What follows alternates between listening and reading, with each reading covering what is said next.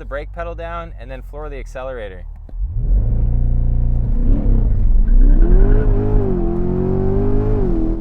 So this here is my second C8. This one was bought secondhand, and I passed 7,500 miles, so I just did the service on it, but I want to go over what has gone wrong with it. And it has been quite a bit better than the 2020 model year C8 that I got, so I'll go over the options that I have with this one right here. It's still a convertible. It has the red paint this time. It has different wheels, the base wheels, which I think look better than the other wheels that I had before. This is the Z51 package, so we have quite a bit of brake dust here.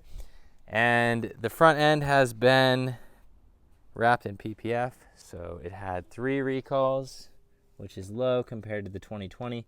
1 recall was an airbag thing, 1 recall was the stereo, and 1 recall was for the front lift system. So you notice that I have the base seats and not the competition seats this time, and that's because these are a whole lot more comfortable and they are plenty supportive. And so I like these seats better than the more expensive competition seats. This is a 2LT, so I do have heated and cooled seats here. And it's a very nicely equipped Corvette. All right, so this is the convertible top. So if I hold this button down right here on the bottom, I should be able to open up the car.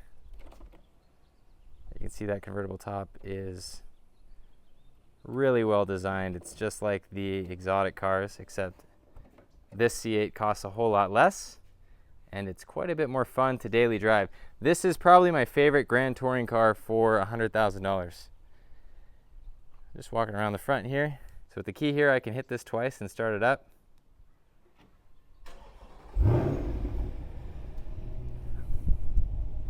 Now you'll also notice that the front wheels are sort of tilted in now, and that's because I just had West End Alignment do the track alignment on this C8, and it is probably one of the best things you can do to the C8 because it changes the whole way that the car drives.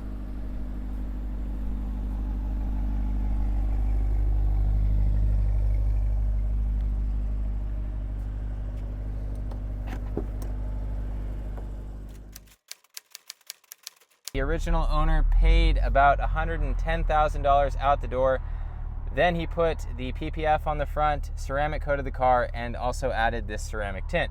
And the cool thing about the ceramic tint is that from the outside, you cannot see in the car, so it's really great for privacy. So even with the top down right now, nobody can really see me, which is very nice when you're driving a flashy car like this. So I'm gonna go ahead and put the top up while I'm rolling here. And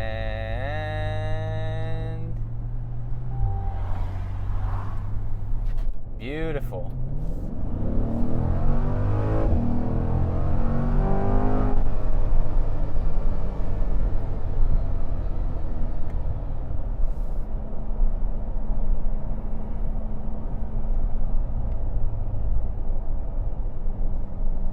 Going back into track mode here.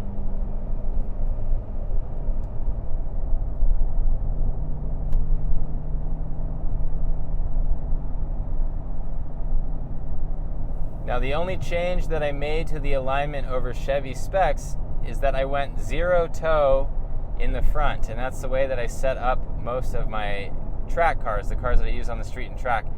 And that is the best setting for turn in and tire wear. It's sort of a compromise setting. And then I added a little bit more toe in the rear for stability.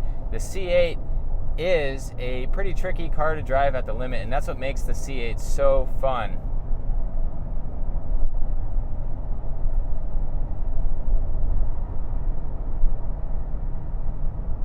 Now compared to the Ferraris, if you're going to spend a few $100,000 on a car, this is not as fast. And I really wanted to get a Z06, but I couldn't get an allocation, and so we're here in the C8, and we're going to make some track videos with the base C8 with the Z51 package.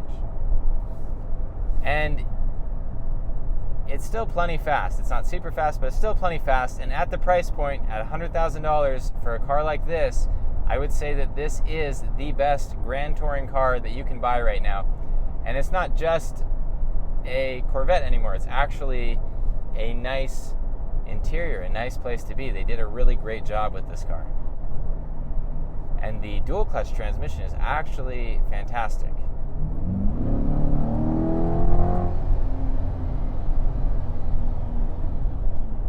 So it will hang on to the gears when it's in automatic mode, and if I want to control the gears myself, I can hit the paddles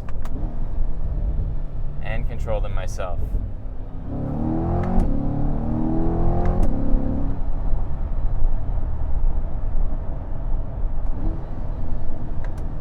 And whether I'm shifting up or down, it's pretty much instantaneous.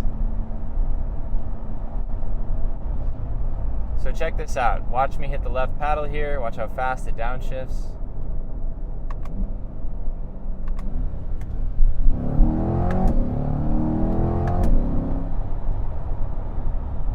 This is amazing. It's just amazing. It's so well done.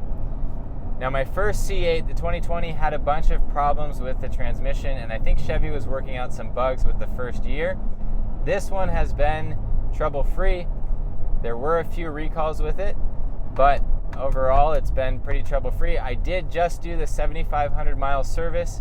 Even though this C8 already went in for its first service and they did the transmission filter, I did the transmission filter again at 7,500 miles just in case there were any other particles in the transmission. I wanted to get them out of there. The other thing that I have to do to get this ready for the track is to add 2 quarts of fluid into the transmission. So that is 2 quarts of dual clutch transmission fluid over the normal fill amount. So I did that. And then I also did the track alignment. And with the track alignment, it is like the other years of Corvette, where you have to remove the washers from in between the frame and the upper A-arm, both on the front and on the back.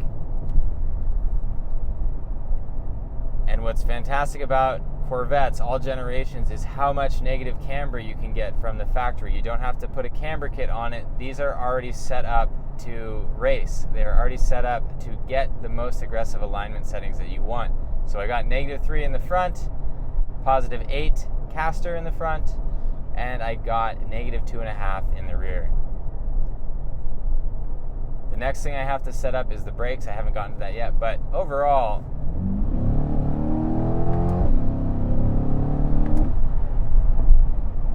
it is so enjoyable, and the turn-in with the track alignment is just fantastic.